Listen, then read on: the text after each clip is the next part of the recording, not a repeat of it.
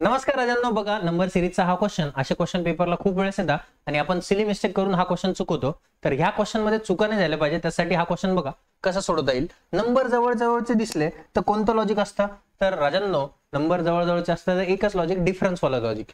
मला सांगा 47 आणि 9 56 होता, 56 आणि 10 66, 66 आणि 7 73 होईल, म्हणजे 17चा फरक.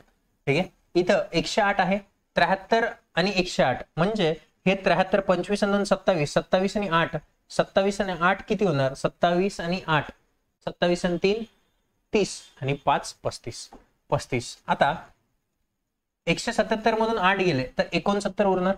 आता राजांनो नीट लक्ष द्या, 9 17 काही नाता आहे का? 9 दुने किती होतं रे? 18 मायनस 1, 17 दुने किती रे? 34 प्लस 1, 35 दुने किती रे? 70 मायनस 1.